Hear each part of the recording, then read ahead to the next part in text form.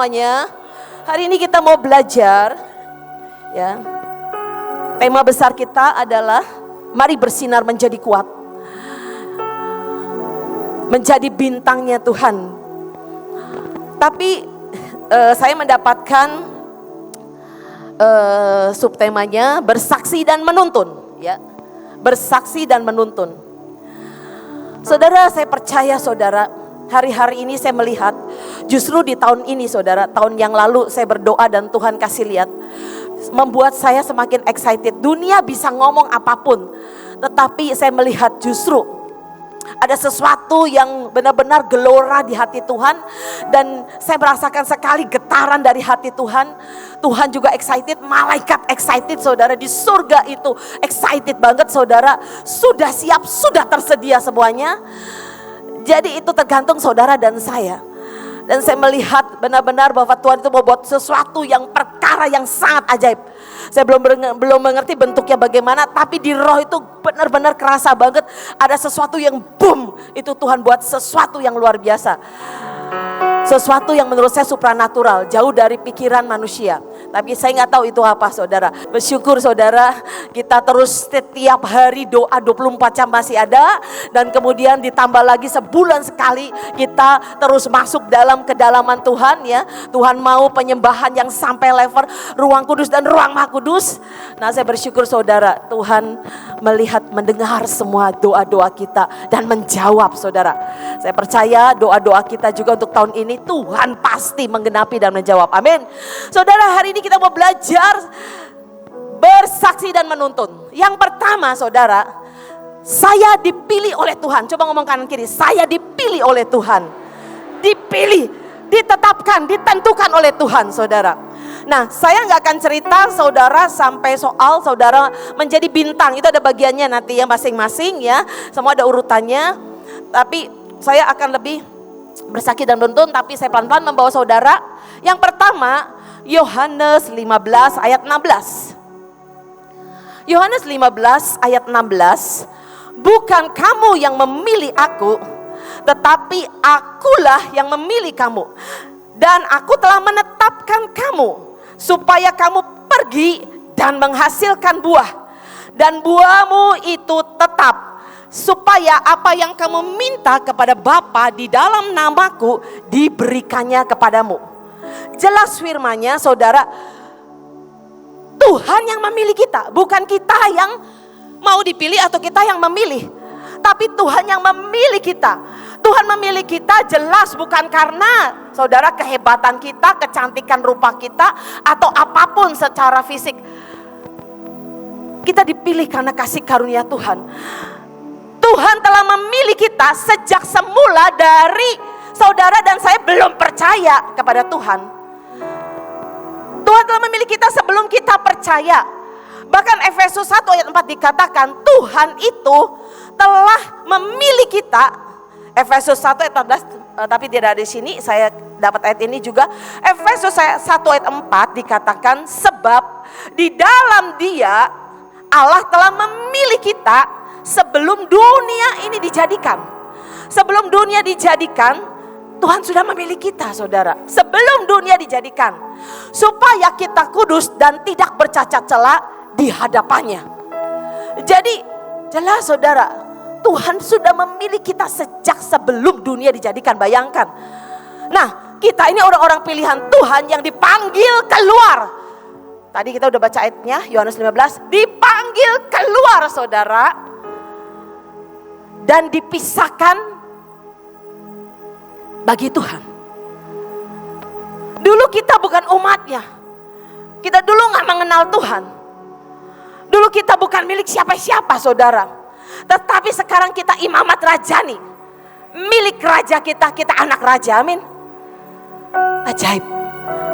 Nah, karena itu kita mesti mengerti soal identitas kita. Tapi saya nggak akan menjelaskan juga di sini soal identitas secara detail karena itu urusannya nanti bintang yang bersinar ya, menjadi bintang yang bersinar. Siapa kita di dalam Kristus? Jelas Tuhan mau kalau kita dipilih identitas kita harus utuh saudara. Apa saudara artinya? Kita percaya bahwa kita sangat dikasihi Tuhan. Kita percaya kita sangat diterima. Kita percaya kita sangat, saudara, dihargai Tuhan. Engkau berharga di mataku, mulia, Tuhan berkata. Jadi sangat dihargai Tuhan. Orang lain boleh ngomong apa tentang kita, tapi kita itu berharga. Kita itu sangat dikasihi Tuhan, mulia. Nah, jadi sekali lagi, saudara kalau mengerti ini, saudara, urusan yang namanya saudara bersaing dengan orang lain, iri hati, saudara minder, saudara ya terus mengasihani diri, penyesalan, kenapa aku kok gini, orang lain kok gini, terus membandingkan, itu artinya saudara identitasmu belum utuh. Saudara terus kecewa sama orang, kenapa orang gak perhatiin, gak peduli aku, itu identitas kita belum utuh, saudara. Kenapa aku tertolak terus, itu saudara belum utuh. Tapi kita percaya, saudara, kita dikasih Tuhan, kita diperhatikan, Tuhan sangat peduli dengan kita. Tuhan mengerti semuanya, jadi kita gak usah lagi urusin yang gitu, saudara. Identitas kita sudah utuh, saudara. Kita sangat spesial, sangat khusus di hadapan Tuhan. Bahkan kita dilayakan, dibenarkan, saudara. Kita ini orang yang bolak-balik jatuh dalam dosa. Setiap kali kita bertobat, kita minta ampun, bertobat, Tuhan, sungguh Tuhan, aku nyesel Tuhan, aku balik sama Tuhan.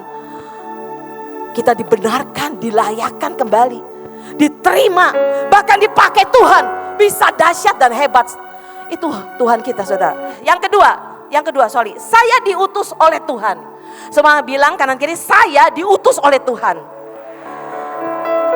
Matius 28 ayat 18-19a. Yesus mendekati mereka dan berkata, kepadaku telah diberikan segala kuasa di surga dan di bumi. Karena itu pergilah, jadikanlah semua bangsa muridku. Dan baptislah mereka dalam nama Bapa, Anak, dan Roh Kudus. Dan ajarlah mereka. Nah, saudara, jadi saudara, yang pertama, yang kedua maksudnya, kita diutus oleh Tuhan, saudara. Kita diutus oleh Tuhan ke dunia ini untuk memberitakan keselamatan, memberitakan Yesus. Sebagai utusan Tuhan, saudara, nah panggilan, kita mempunyai panggilan. Kita mempunyai panggilan ya untuk membawa jiwa-jiwa diselamatkan, jiwa-jiwa dituntun, saudara, kepada jalan kebenaran. Jadi gak cukup kita itu, saudara, ya mempertobatkan orang percaya pada Tuhan, gak cukup sebenarnya, saudara. Tapi sampai mengajar mereka, sampai mereka tuh mengerti, saudara, siapa mereka dalam Yesus, sampai mereka mengerti, mereka bertumbuh, berakar, bertumbuh, dan berbuah mereka juga. Jadi kita diutus ke dunia ini, kita diutus ke komunitas kita, lingkungan kita, sekolah, kalau pelajar lingkungan sekolah, orang kerja di lingkungan pekerjaan. Saya tuh dulu ya, waktu saya bekerja, saya bertobat tahun 87, saudara. Saya bekerja di sebuah perusahaan ya, Jogja Department Store, menjadi staff di sana. Itu saya kerjanya, saudara, ya. Jadi kalau kita itu dipanggil, saudara, artinya apa? Artinya kita itu kerjakan apapun, saudara, berkisar pada panggilan ini. Panggilan kita diutus ini, saudara, untuk menyelamatkan orang-orang di sekitar kita, untuk membawa mereka datang pada Yesus. Nah, jadi pekerjaan, jadi panggilan ini, saudara, maksud saya, itu berkisar pada apa yang kita kerjakan, yang kita lakukan di lingkungan kita, di pelayanan kita, di kehidupan kita sehari-hari. Jadi saya tiap hari, saudara, ya, menginjili karyawan, ya, anak-anak buah saya dulu, saudara. Ya, berikut nanti yang lainnya. Nah, kemudian setiap kali saya tuh bagian menerima juga saudara, karena saya bagiannya merangkap ya. Saya menerima banyak juga supervisor, salesman, manager dari berbagai perusahaan saudara. Dan saya menginjili mereka saudara. Itu dulu zaman dulu tahun 87 kita tuh masih mengenal traktat ya. Ada traktat tuh isinya tentang kesaksian dan tentang banyak hal tentang kesaksian dan tentang Tuhan gitu ya. Di laci saya tuh isinya traktat semua. Dan saya bagi-bagikan sambil saya ngomong. Jadi mereka tahu saudara, teman-teman saya ini tahu, sampai teman-teman saya sejujurnya bernubuat buat saya saudara. Lin, kamu mah bakal besok jadi pendeta katanya gitu. Itu udah dinubuatkan saudara.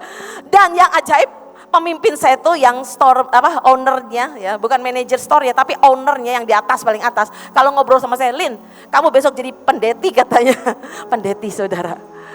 Itu jadi semua saudara. Tapi itu benar-benar saudara. Jadi apapun yang kita lakukan berkisar dan terus itu hubungannya dengan ya panggilan kita tuh dengan pekerjaan, dengan apa yang kita lakukan, dengan kehidupan kita sehari-hari saudara. Siapapun saudara, saya ini waktu benar-benar lagi pertama-tama ya ngalami seperti itu saudara. Di mana aja saya nginjil, naik kereta api nginjilin orang duduk di sebelah saya saudara. Mau cowok mau cewek saya injili. Tukang jualan makanan berhenti ya. Misalnya kita kan mau beli bensin, nawarin makanan, saya juga injili saudara, semua diinjilin. Nah, saudara, tapi masalahnya saudara, di zaman Tuhan Yesus, itu banyak orang, ya ada sekelompok, sekelompok orang-orang Farisi nih, ahli Taurat. Mereka ini saudara giat sekali di dalam Tuhan, giat sekali saudara. Mungkin ya, kalau kita sekarang, kita bisa kalah sama mereka loh. Soal baca Alkitab, firman Tuhan ngelotok saudara. Mereka ini saudara kelihatannya rohani, tapi mereka ini agamawi saudara, liturgi. Apa yang mereka kerjakan itu rutinitas upacara keagamaan. Tapi Tuhan berkata, Tuhan Yesus berkata bahwa mereka ini banyak sekali menyimpang dari apa yang menjadi tujuan dan visi hati Tuhan sendiri. Mereka menyimpang. Jadi mereka lakukan semua itu karena keagamawiannya mereka. Tapi mereka nggak ngerti, nggak menangkap hati Tuhan sesungguhnya, kerinduan Tuhan sesungguhnya. Jadi saudara, saya mau kasih tahu kekristenan itu adalah hubungan. Kekristenan itu adalah hubungan. Hubungan kita dengan Tuhan, relationship. Hubungan kita dengan Tuhan, hubungan kita dengan sesama, hubungan saudara kita dengan orang-orang lain. Orang-orang yang kita injili juga. Nah, kenapa? Karena itu kita harus melakukan ya penginjilan itu. Mereka mau lihat buktinya yang konkret saudara. Kasih yang peduli, kasih yang dinyatakan. Itu hubungan saudara. Jadi gak sekedar cuma menginjil teori doang saudara. Tapi artinya apa? Masuk dalam kehidupan mereka saudara. Mari belajar lagi. Hati dari amanat agung. Lanjut. Ini session akan padat sekali ya. Hati dari amanat agung. Hati dari Tuhan Yesus sendiri bagaimana saudara? Sekali lagi Tuhan Yesus berkata, kita bertanggung jawab untuk menginjil, memenangkan.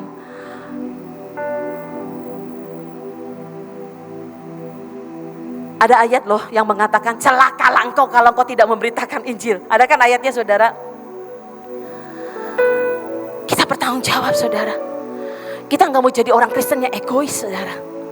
Hati Tuhan itu berkata, pergi, beritakan Injil. Ini hatiku, hati misi hati Tuhan itu. Dan Tuhan Yesus berkata, lihat mereka. Saudara, saya itu bolak-balik saudara. Mimpi itu saudara, Tuhan kasih lihat orang miskin, Tuhan kasih lihat orang yang benar-benar membutuhkan. Engkau harus menopang mereka, menggendong mereka. Orang lemah, orang cacat, orang miskin, orang tidak bisa. Sudah saya bermimpi yang kemarin saya ceritakan, kereta api cepat. Dan Tuhan berkata, turun, injili, saya menginjili, melayani orang miskin, orang yang hina dan papa, orang yang sudah sakit penyakit saudara. Kemudian saya naik lagi, push kereta cepat itu jalan lagi, pergi lagi ke suatu tempat. Cepat sekali kereta itu saudara, karena Tuhan berkata waktunya udah gak banyak. Kita sudah tidak ada waktu lagi.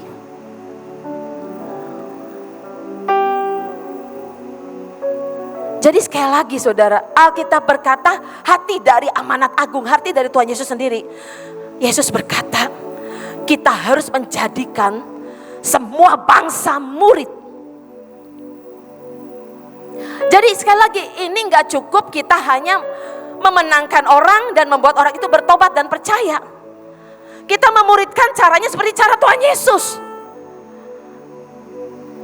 Saudara, di Alkitab Tuhan Yesus gak membangun gedung loh. Gak selalu harus bangun gedung, gak selalu harus bangun gereja, gak selalu harus bawa di gereja saudara. Saya mendengar saudara sebuah kesaksian. Tiba-tiba Tuhan itu pertemukan kami dengan orang dari Australia saudara. Saya lupa Australianya di mana ya. Pokoknya orang Australia, asli Australia, suami istri saudara. Mereka ini ada di daerah Lombok. Saya gak akan sebutin daerah mananya, Lombok saudara. Dan mereka itu main cantik, main halus ya saudara. Gak pernah mereka itu ngomong ya nama Yesus, enggak. Karena mereka menyebutnya Isa. Nah, jadi mereka punya bisnis. Jadi gak kelihatan saudara. Ini orang sudah kira-kira, aduh saya lupa ya. Kira-kira mungkin 15 tahun ya, 13 atau 15 tahun di Indonesia saudara. Sudah memenangkan suku, sebuah suku ya di Lombok. Suku Sasak. Wih, luar biasa. Dan ajaib mereka masuknya saudara. Mulai dengan mereka bisnis dan kemudian pergi ke rumah-rumah juga. Dan ajaib sampai ada kejadian-kejadian yang ajaib terjadi. Jadi mereka punya ministry, mereka punya anak buah. Nah anak buahnya ini pergi satu kali. Ada di satu desa itu. Seorang anak umur kira-kira mungkin 1 tahunan, saya lupa 1 tahun apa 2 tahun ya. Anak perempuan, maaf ya saudara, gak punya lubang vagina saudara, gak punya. Jadi ibunya tuh menangis terus ya akhirnya ini orang ibunya ini orang desa ya. Dibawalah ada anak buah dari orang ini yang tadi saya ceritakan, sebut aja Pak A ya, Pak Udin namanya, Pak Udin saudara, sebut saja Pak Udin ya. Dia menamakan dirinya Pak Udin dan istrinya pakai nama Jawa saudara. Nah Pak Udin ini punya anak buahnya masuk ke desa itu. Dan kemudian karena kerjaan anak buahnya itu sebagai perawat, ini perawat bule saudara, orang bule, saya lupa dari Swedia kalau gak salah, cewek masih muda. Jadi tiap hari ya mereka itu berkunjung ke rumah ibu itu sambil menginjil saudara. Dan akhirnya ibu ini percaya banget. Nah udah dibawa ke puskesmas tidak mau terima karena masih terlalu kecil untuk dioperasi, nggak bisa. Jadi akhirnya didoakan setiap hari intens saudara, luar biasa sambil diinjili. Dan ajaib, suatu malam ibu ini bermimpi. Ibu ini bermimpi ya, ada yang mengoperasi. Di dalam mimpi seseorang ya, itu seperti baju putih bercahaya mengoperasi. Dan orang ini kemudian kaget waktu dioperasi dan itu lubang terbuka. Jadi dia bangun tuh kaget dan bangun-bangun dia buka itu anaknya itu. Saudara, ada lubangnya saudara, ajaib. Luar biasa. Jadi waktu si suster ini datang ya, si perawat ini datang, dia bilang, "Terima kasih kamu sudah menyembuhkan saya," katanya. "Kamu sudah menyembuhkan anak saya." Terus orang ini bilang, perawat ini bilang, "Bukan, itu Isa yang menyembuhkan." Ajaib saudara.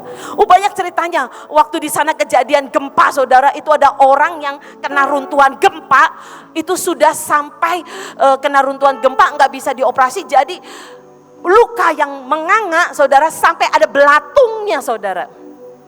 Nah ini orang-orang mereka datang, anak buahnya, dibersihin tiap hari, diobati, didoakan terus sampai kering dan normal kembali saudara. Mereka lihat Yesus sampai ya saudara, kepala sukunya ngomong gini, "Kamu boleh kerjakan itu, sembuhkan itu," katanya, "tapi kamu jangan sampai istilahnya ketahuan ya, boleh lakukan apapun," katanya. Ajaib saudara. Banyak kesaksiannya luar biasa. Ini orang-orang bule semua loh saudara. Ya orang bule semua loh saudara. Bayangin, kita masa kalah saudara. Kita yang punya Indonesia kok saudara. Iya toh. Hati mereka luar biasa. Lagi ya saudara. Jadi sekali lagi Yesus itu ya membangun kehidupan dengan murid-muridnya, membagi hidup, memberikan hidup, menjadi berkat, mengajar, menjadi menjadi model, menjadi teladan saudara. Yesus menjadi nyata di dalam diri kita, amin. Jadi nyata saudara. Ini belum apa-apa, saya mau cerita soal yang kita menangkan saudara. Ya, nah, tapi sekali lagi saudara, mari saudara buktikan dan nyatakan Yesus itu benar-benar ada saudara dalam hidup kita. Nah, lagi saudara, saya adalah garam dan terang. Ngomong kanan kiri, yang ketiga. Saya adalah, lanjut.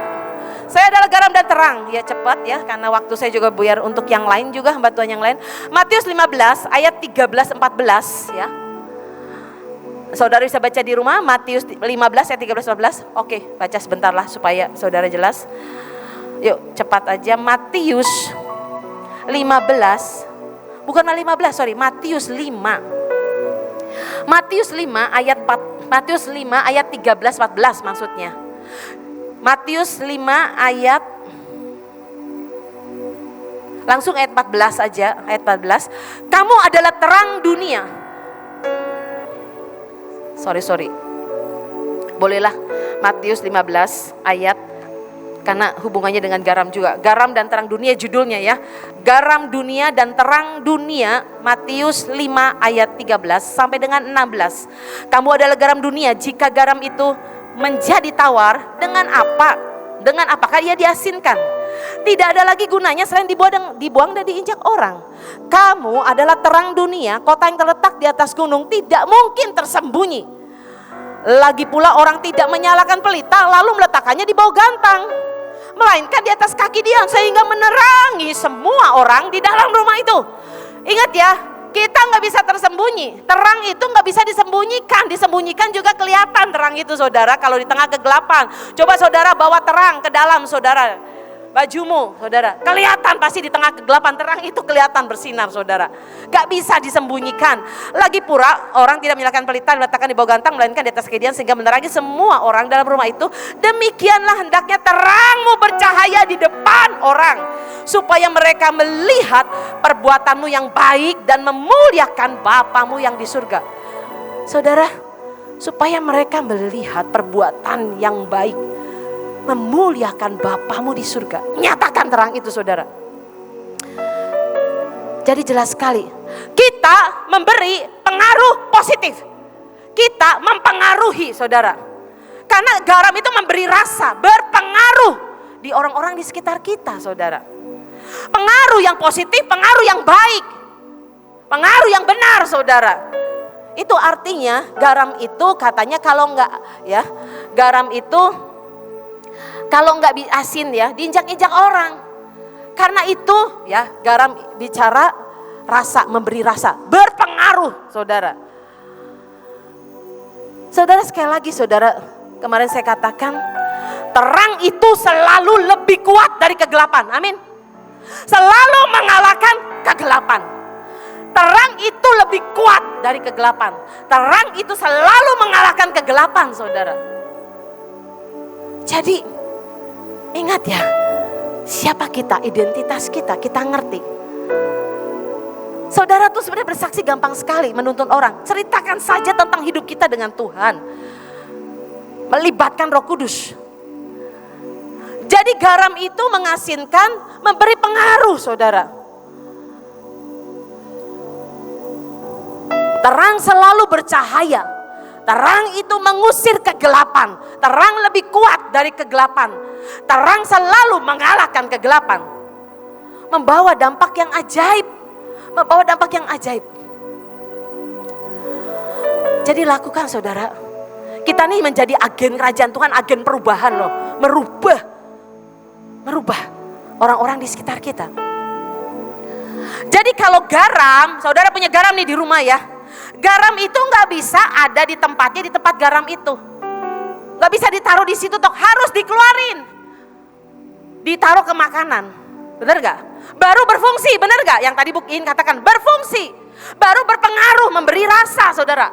Karena itu saudara harus keluar dari kenyamananmu, keluar dari kemalasan kita, keluar saudara dari ketidakpedulian kita, keluar. Baru saudara berfungsi, memberi rasa makanan.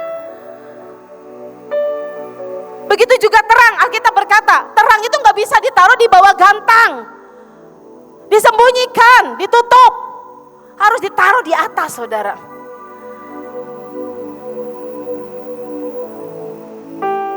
Jadi sekali lagi ngomong, coba kanan kiri. Dibutuhkan untuk keluar melangkah. Keluar melangkah. Jadi kita bukan gini nungguin aja orang datang. Enggak, kita itu bukan ya saudara. Jadi kita tuh bukan nungguin nanti bola datang baru kita ini saudara enggak ya. Jadi kita ini harus pergi melangkah. Menjemput mereka, ngambil mereka saudara, datangi mereka saudara. Nggak bisa nunggu aja, diam gak bergerak. Nanti biarin tuntunan Roh Kudus orang yang disuruh datang ke saya. No, saudara, harus saudara melangkah. Lagi lanjut cepat. Nah saudara, ada sebuah cerita ya tentang terang ini saudara. Satu kali ya, saya mendengar sebuah cerita saudara. Ini ceritanya nih pada zaman purbakala nih ya saudara. Ada sebuah cerita pada zaman purbakala. Jadi kalau orang-orang pada zaman purbakala itu ya saudara, tinggalnya di mana? Di gua-gua ya, di gua-gua saudara. Nah mereka tinggal di gua-gua, mereka itu tinggal ya di tempat-tempat yang gelap dan dingin. Satu hari seorang asing datang. Ya, suatu hari seorang asing datang nih. Kemudian orang ini membereskan ya, menata kayu dan ya dengan menggosok batu, menyalakan api. Tiba-tiba ada api keluar. Wah, mereka menjerit kaget. Karena mereka belum pernah menyaksikan, ya mereka tinggal di gua yang gelap dan dingin, bayangin, bertahun-tahun. Kemudian waktu orang asing ini saudara menyalakan api keluar, orang-orang itu menjerit dan teriak, matikan katanya ya. Oke, matikan katanya. Kemudian setelah itu apa yang terjadi? Kemudian orang ini bilang, ya coba mari mendekat. Murah-murah mereka takut dan menolak. Mari dekat katanya. Begitu dekat ya, ternyata di sana di api itu hangat. Di api itu hangat ya, waktu saya 5 menit lagi cepat aja. Ternyata hangat dan membuat saudara orang-orang ini gak kedinginan. Dan mereka lihat terang saudara. Dan apa yang terjadi singkatnya sampai orang ini saudara ya bilang ternyata bertahun-tahun katanya kita nih gak ngerti. Ternyata ya api itu menyebabkan kehangatan dan terang itu membuat gak ada kegelapan. Jadi akhirnya orang ini memberanikan diri ya pegang ya api itu walaupun panas kesakitan dan melihat itu kemudian orang asing ini memberikan kayunya seperti obor, kasih sana kamu pergi keluar terangi. Sebab orang ini bilang bangsaku bertahun-tahun dalam kegelapan. Bawa obor ini, bawa kayu ini, terangi bangsamu. Saudara ajaib saudara, saya berdoa saudara ngerti ini. Ada begitu banyak di luar tinggal dalam kegelapan, kesengsaraan dan penderitaan saudara. Bawa terangmu menyinari bangsamu, amin. Destiny kita bintangnya Tuhan. Saudara tahu jatah kita adalah seluruh negeri ini, amin. Jatah kita seluruh negeri ini saudara.